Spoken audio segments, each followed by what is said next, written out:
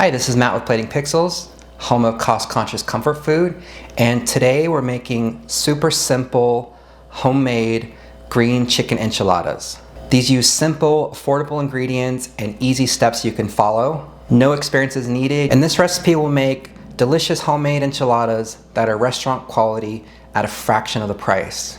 We're using canned green enchilada sauce. I've made my own and I've used canned. Homemade's better, but to keep this recipe quick, easy, affordable, the canned sauce works perfectly fine. This recipe is going to make 5 large enchiladas. These come out to about $2.50 per serving, and these green chicken enchiladas are part of my recent shredded chicken food haul, and this is probably the most comforting, most cozy, most authentic, delicious dish out of the batch, so I'm really excited to share this one. Be sure to check out the description below where I shared an Instant Pot shredded chicken recipe. That's going to be the base for this.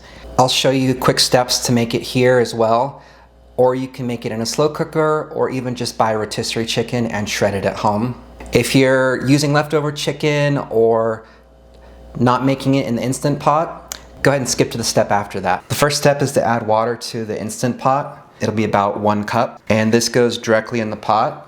The next step is to place the chicken breasts directly in the pot. Now once you have about a solid layer, we want to make sure we put our seasonings on to cover it.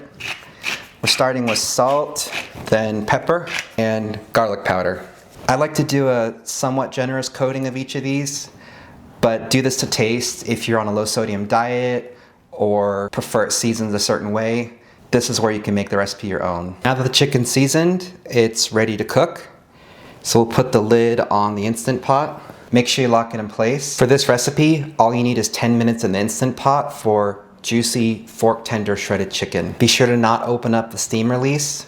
Let it sit for another 10 to 15 minutes to naturally and slowly release. If you open up the valve right away, it's going to release all the steam at once. The next step is to shred the chicken.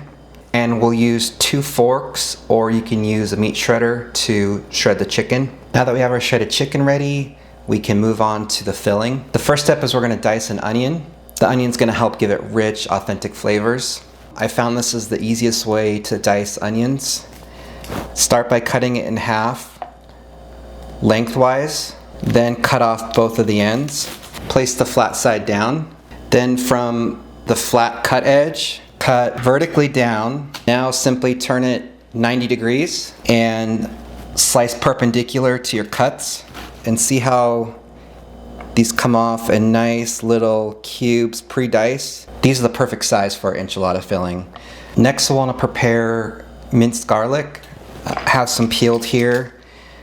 You want to add about 2 to 3 cloves. Just go ahead and mince it. This is really going to enhance the flavors of your filling. I prefer to use fresh garlic in cooking. If you want to use dried garlic in this recipe, I'd say add at least a teaspoon.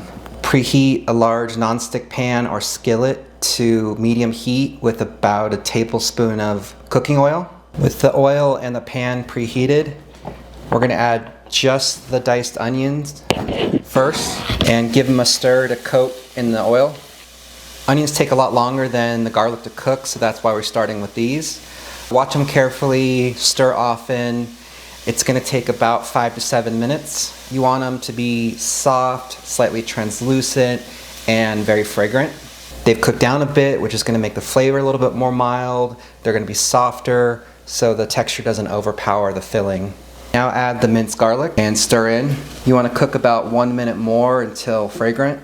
Now we're going to add our cooked shredded chicken breast and about 1 cup, 8 ounces of green enchilada sauce. Some recipes just call for it as a topping or maybe under the prepared enchilada rolls, but I like to mix it in with the chicken, which will then incorporate into the filling. It's going to add a lot of flavor, it's going to add moisture, and it's just going to make the best chicken enchiladas you can make.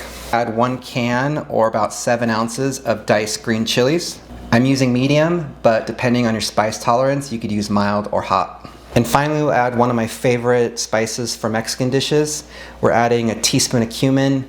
It's gonna round everything out. It's gonna give you that authentic enchilada flavor. Stir everything together till it's well incorporated, and just let it cook for maybe 3 to 5 minutes. Now that our enchilada filling is ready, we can move on to assembly. Before that, go ahead and preheat your oven to 400 degrees Fahrenheit, and let's start assembling. You should have a little bit of enchilada sauce left over from the filling. Pour that into the bottom of a roughly 9 by 11 baking dish. You just want enough for a light coating. Next step is to add the enchilada filling to the tortillas. I'm using about a 1/3 cup for an 8-inch tortilla. You want a good amount of filling, but not too much where it won't roll and seal. Then sprinkle with desired amount of cheese. I'd say almost a 1/4 cup each. Next, you want to tightly roll and transfer to your prepared baking dish, seam side down. While you're working on these, if your tortillas start to crack a little bit, one trick is to place a damp paper towel over the top and microwave them for about 10 seconds. That'll soften them up. And just continue this for the remaining filling and tortillas. These are almost ready to bake. The final step is to pour additional enchilada sauce over the prepared enchiladas. You want to pour about a whole 10-ounce can over it. These are going to give you nice saucy enchiladas that's going to match that restaurant quality you're used to. And finally, sprinkle a good amount of cheese on top. The last step is to cover the dish in foil. This is going to prevent it from browning and cooking too fast. We're going to put this in the preheated oven at 400 degrees for 12 minutes. Then remove the foil and bake for an additional 10 to 15 minutes or until the cheese is bubbly. Our enchiladas are done. You can tell they're ready. The cheese is going to be golden brown, the sauce is going to be bubbling, it's going to smell really good.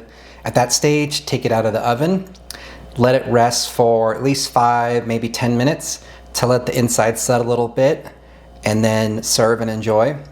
For toppings, I like to add sour cream, cilantro, maybe chopped green onions. And to make this a more complete meal, you can serve it with a simple side salad. As part of this recent grocery haul, I also made a shredded chicken BLT salad that would pair very well with this.